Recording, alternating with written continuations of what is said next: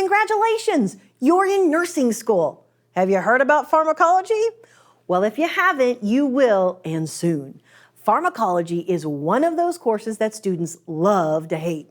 Pharmacology is a tough course, but you will use its content no matter what specialty you choose for your dream job. Pharm crosses all ages, diagnoses, and types of nursing.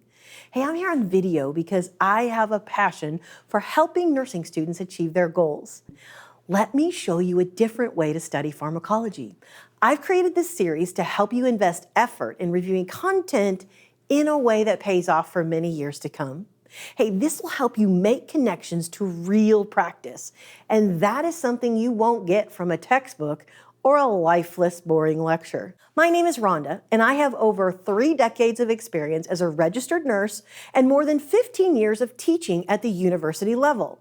I've taught pathophysiology and pharmacology at undergraduate and graduate school levels.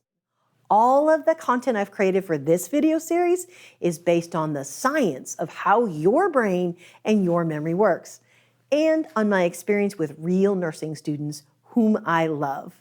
I've created fun-sized, practical videos that are always available. So let's get started. Throw away those cases of handwritten flashcards you don't have time to study.